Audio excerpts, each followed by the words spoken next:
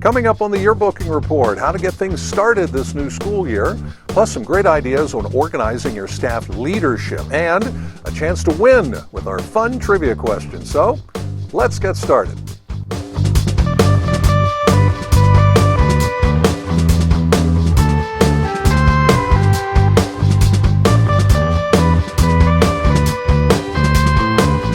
Well, welcome back.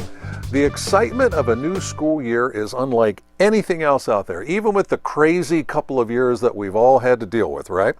But your yearbook project is one of the most important of your entire school.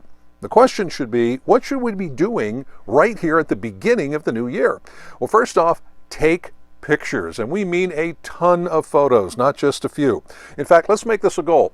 Get fresh pictures every single day in school of something.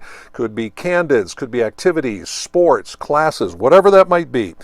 Later, of course, keep the good ones for uploading to your Yearbook Avenue website to use along in your book. Now, I've always said that the month of September is for just three things: pictures, and also organizing and planning. Now, we have a lot of time, guys, to jump on computers. Plenty of time to do that. First off, let's organize your staff if you haven't done this already. In other words, who's doing what, who's in leadership positions. Everybody should have plenty of responsibilities. And advisors, a tip: give your students a lot of ownership of this project. Your job mainly is to be the supervisor. Let them make a lot of the calls with your guidance on what's going to happen with the yearbook this year. And we'll have more on leadership and organization in just a moment. Then, of course, start planning your book. Now, is it going to be just like last year's book? Maybe not. Okay. If you haven't done this already, come up with a good theme and a good cover look. Work with your Jostens representative. If you're going to do a custom design cover, let's get that handled sooner rather than later. Now, if you need some theme ideas, great place to go: the digital classroom on your Yearbook Avenue website. In the search bar there, just type in the word theme and hit enter, and watch a whole lot of ideas come popping up on the screen. For those that are going to be using our TYR online lessons, we will have a couple of lessons on theme coming up around the middle of September. And finally, sales and promotion. Now, this is one of the most overlooked things early on in the school year, but this is the perfect time to start doing that stuff. If you have a back-to-school sale set up right now, hopefully you are pushing it and pushing it hard. Promote it big time, because the excitement of the school year will never be higher than it is in the first few weeks of the new school year. Also, be very visible when you're out taking pictures. In other words, promote yourselves. Never be a secret at school. Maybe it's wear a staff t-shirt or wear a crazy hat or something, so that we let people know when you're out, oh, the yearbook staff's here, I better do some cool stuff, so that you end up getting some great pictures of those folks. And finally, don't forget, let your Jostens representative be a part of your team when it comes to sales and promotion. They have a lot of ideas to help you in that regard. So, what about the organization of your student yearbook staff this year, and especially your student editors? Advisors, you have enough to do. Let your student leaders take the reins.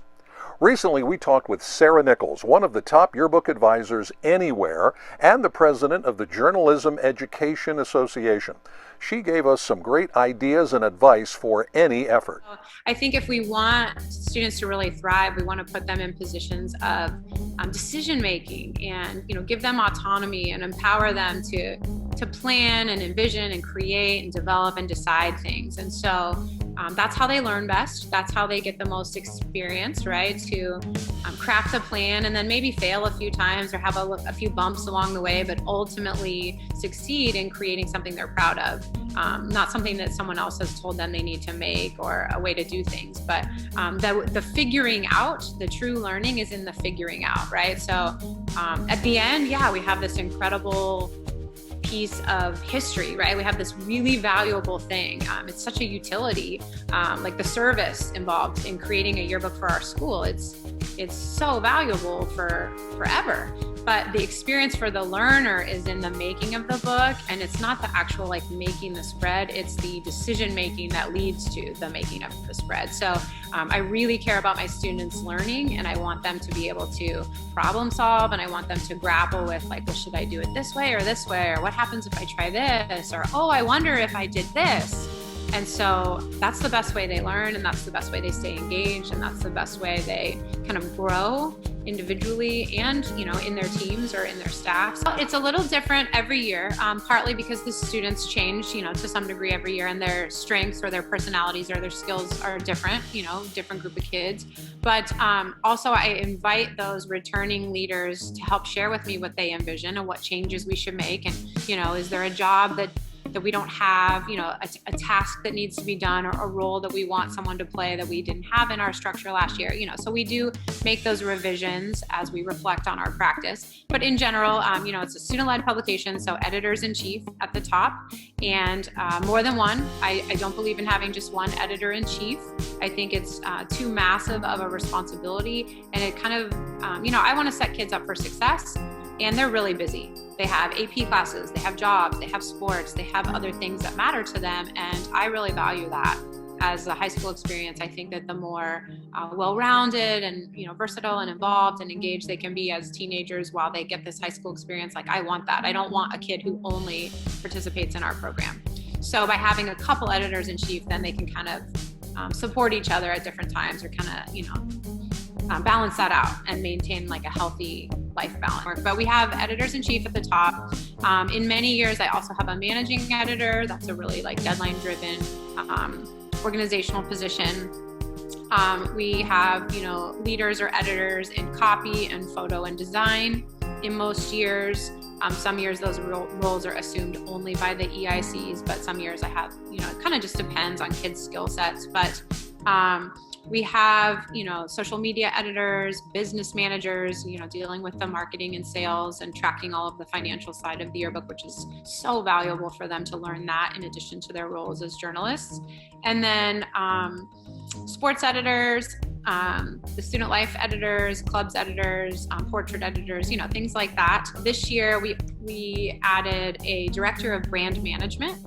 And I think that that'll be especially powerful in helping them kind of manage our brand on campus. That's like the visibility with our logo and all of our shirts and all of the ways that we present ourselves publicly, managing our reputation and kind of marketing who we are, not necessarily marketing the yearbook, but sort of like marketing ourselves. And another new position that we have that might sound similar at first, but it's called Director of Campus Relations. The Director of Campus Relations is a person who coordinates our relationships with administrators, with teachers and staff, with our athletic director and coaches, with some of our big groups on campus that represent people of color and like diverse sort of underrepresented populations. With my students, I really embrace the culture of revision, and I help them to see that just because they did something, it doesn't make it great yet. And that's okay. Like your first or second or third idea are like part of that process. They're really, really important. They're instrumental in getting us to the end result that is this great design or great story or whatever, but you have to like do the work to get from A to Z.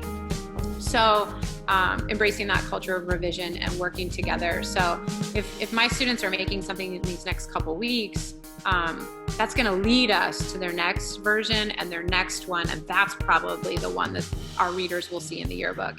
A big thank you to Sarah for sharing some of her time and ideas on good staff organization. And here is her staff's 2022 yearbook from California. Dynamite book. You saw some sample pages over the last few minutes.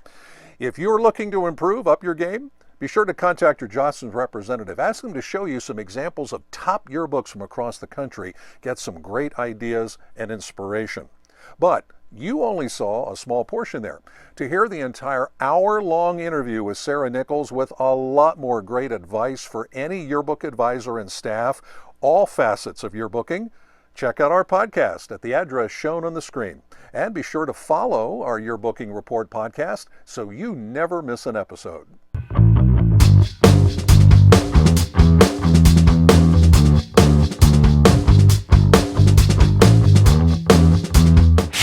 And finally, this advice.